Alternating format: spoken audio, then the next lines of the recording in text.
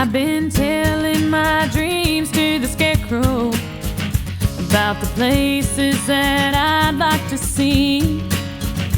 I say, friend, do you think I'll ever get there? Oh, but he just stands there smiling back at me.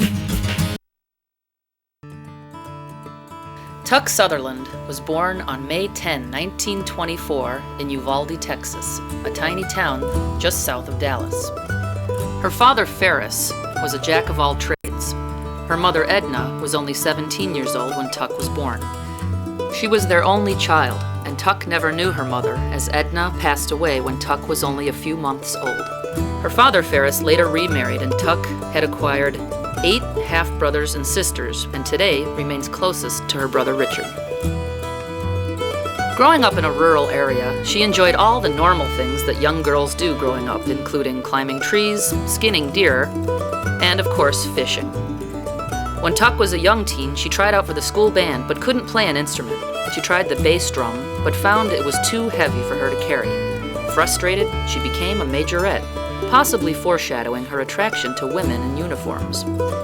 Later, she joined the Career Women's Defense Corps, serving coffee and volunteering whatever was needed for the local boys.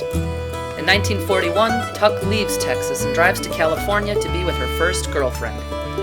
With her stunning beauty and charming personality, it wasn't long before Tuck had women swooning everywhere.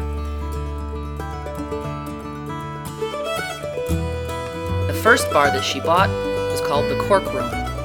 Oddly, in the early days, a woman could own a bar, but was not allowed to work behind the bar. Built in the 1950s, located at the corner of Oxnard and Woodman in Van Nuys, California, the Oxwood Inn was considered a local little beer hall. Thinking it would be a great place for women, in 1972, Tuck bought the little tavern, and little did she know she was venturing into what later would be an achievement of historical proportions.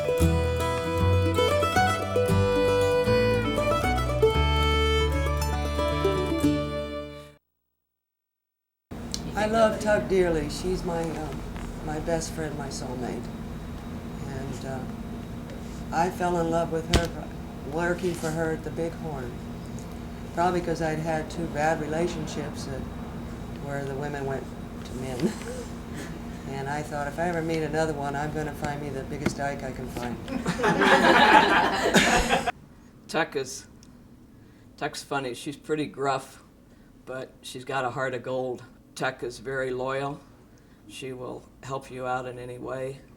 At Christmas time, she gave us all bonuses, which I worked for Pacific Bell for 32 years and never got a bonus. Tuck comes out as a very gruff person.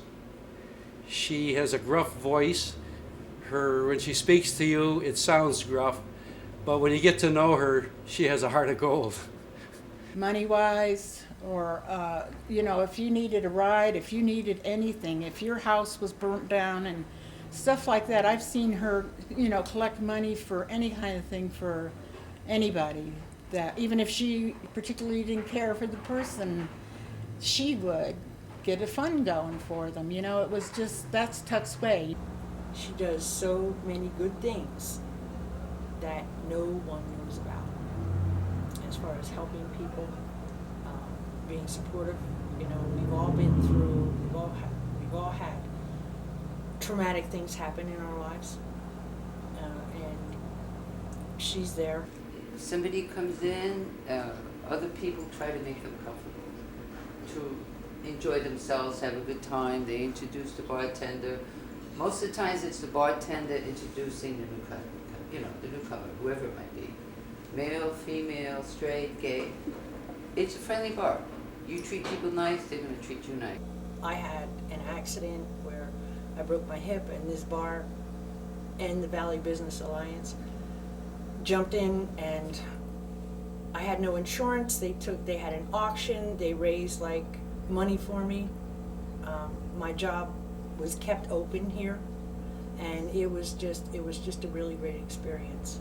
I'm sure people probably know this, but not very many realize that she's a deeply religious person. She's got a lot of faith. She has a lot of faith, and I think that's why she says dag burn it and all those things instead of cussing. It's getting real cold out here real fast. Goddamn son of a... Sorry, Tuck. And to me, I think that's just a deep-seated religious thing that she probably got, you know, growing up in Texas and that, and her dad, and how much she loved him. Generally, you know, if I mention the Oxwood, people have never heard of it, or if they have heard of it, it takes them a minute, and then they go, oh wait, is that place in the valley where all the old people go? And I pretty much just want to strangle them. The nicknames I've heard, okay, are like Menopause Manor, it's the old folks home, it's this, it's that, I mean, a lot of them. And like I said, it was mostly an older crowd, and they always called me the kid because I was so much younger. And so I started calling it Menopause Manor because here I had all these old broads. And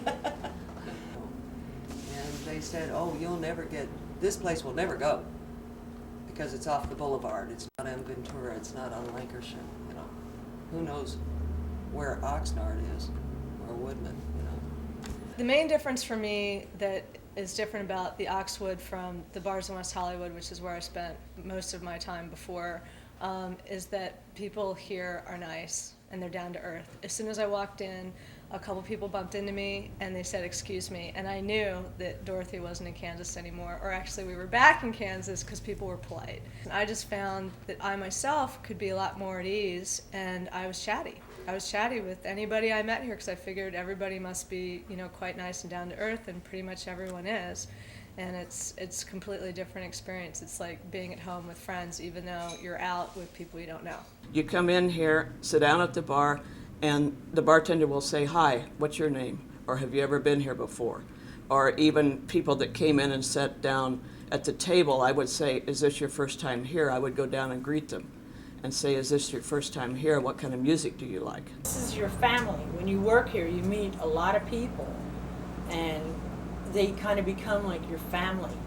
You meet some people that when you meet them, you know that they're your friend for life. I was like on my own. I had ended my first gay relationship. It had lasted 5 years. And I was ready to go out and get myself back in the swing of things and make some new friends and go on with my life. Well, I walked right in the front door by myself, nervous as a cat, and everybody at the bar turned around and looked at me and said, come on in! And somebody got off a stool, made room for me, and I just about died. At one point in time, I was working 3 jobs, and I'd come in and I was really tired by the time I got here. And people would come in just to keep me company and have a drink. I'm extremely grateful that there is one place relatively close to where I live that I can come and feel extremely comfortable, very safe. And I guess the biggest thing of everything we're talking about today is that I feel like I can be myself here, truly myself, beyond just being comfortable, that honestly who I am inside gets to come out just by walking into this building.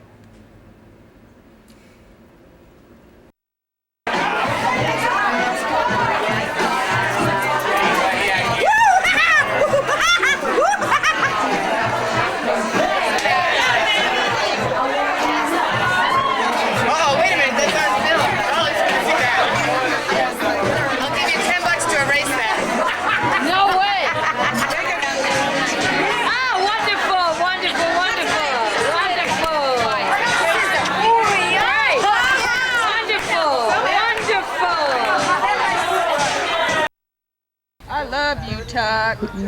Hang in there, get well. So what can I say but thank you, and I hope Tuck lives to be 120. Hi Tuck, happy birthday. This is Matt, the newest member to this good team at the Oxwood. One great thing, Tuck was in here one day and we were talking about camping, and she loves camping, everybody that knows her. And she stood in line for an hour at AAA just to get me camping maps of Southern California and California. Tuck, you're a wonderful, wonderful lady. Thank you so much. Love you and have a great birthday. What I'd like to say to Tuck is I want her to come back here and meet me and have our arguments like we're supposed to have. Buddy, hang in there. We're gonna make it. We're gonna make it. With you and the crew we have and the beautiful customers we have, we're gonna be around for a while. God bless.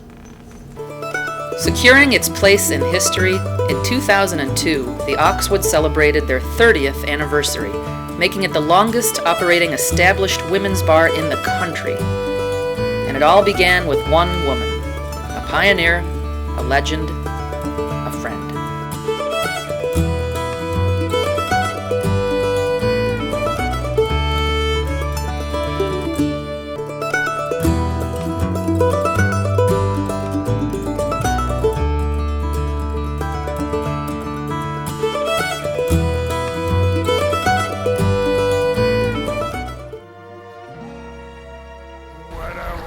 Okay, we're ship shape. Take her back to camp, tie down, break camp, and we are leaving. It's been grand.